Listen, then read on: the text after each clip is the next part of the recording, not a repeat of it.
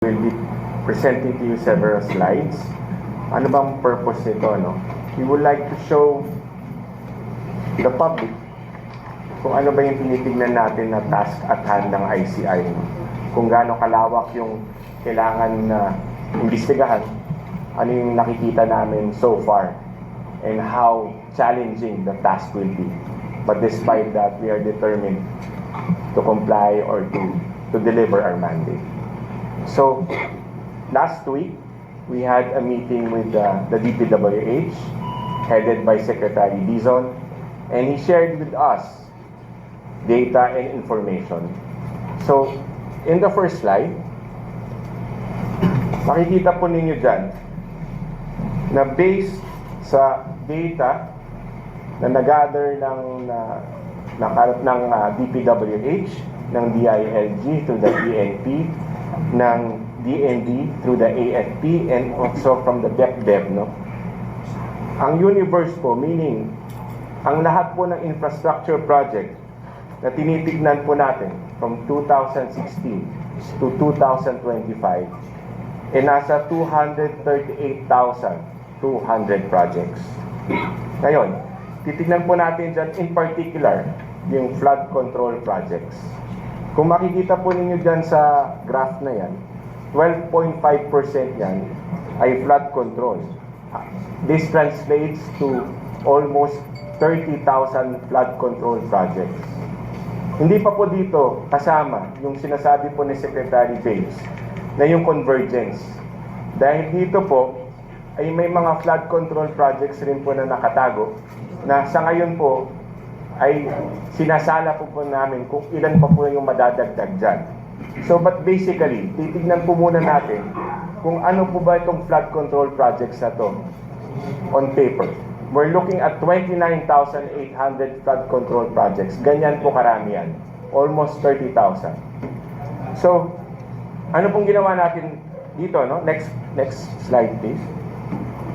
Nag-validate po initially ang AFP, PNP, DepDev, at DPWH. And based on the data provided to us, ang flood control projects po na na-validate, initially validated, ay 8,000. 8,000 pa lang po, no? From the 29,800. No? And out of this 8,000, meron po tayong 421 suspected ghost flood control projects. So, ginagawan po natin ngayon, nagzi-zero in po tayo. Dahil sabi ko nga po kanina, napakalawak at napakalaki po ng task na kailangan gawin at maimbestiga ng komisyon. So, nagzi-zero in po tayo ngayon. Nagiging mas organized, we're more organized now. We know what to look for initially. And these are the ghost projects na 421. Based on initial field investigation or validation po. Now, next slide. Ito po nahahati, no? Hinati po nyo ito sa Luzon, Visayas, at Mindanao. Doon sa 421 po na yan, sa Luzon ay 261 suspected ghost projects.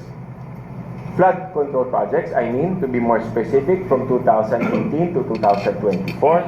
Pagdating po sa Visayas, meron po tayong 109 suspected ghost projects. Same time frame, from 2016 to 2024. So 109 po yan sa Visayas. No? Pagdating po sa Mindanao, meron po tayong 51 suspected ghost project, flood control projects from 2018 to 2024 po ulit. So makikita po natin, ang total po niyan ay 421 ghost projects based on initial field validation.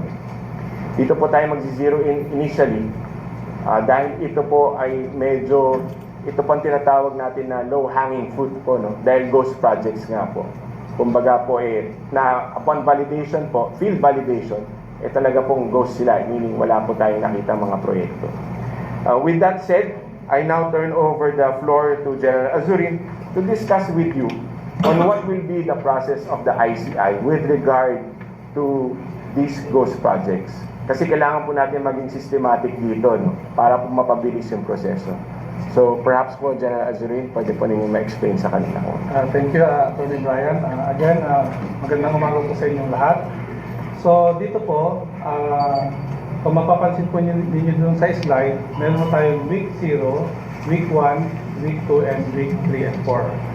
So tapos na po yung week 0, ito po yung turn over na po ng ating DPWH, yung initial po na validation po nila doon sa mga suspected na ghost projects, which is 421 suspected ghost projects.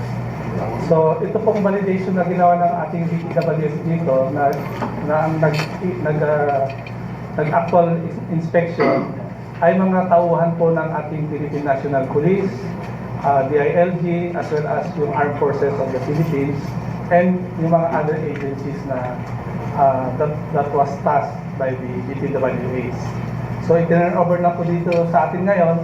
So ang gagawin na po natin ngayon is yung technical validation. So ito na po yung i-document na po itong mga 421 na to kung totoo ba na talagang yung location, and then yung supposedly na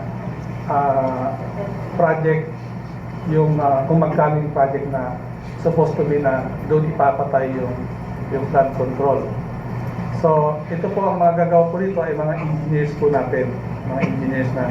So we have yung engineers ng ng DPWH as well as yung Armed Forces of the Philippines, yung engineering brigade ng AFP. And then we are trying to tap also the other engineers, yung mga volunteers na welcome sila na tumulong po dito kasi napakarami nga ho na kailangan na i-validate.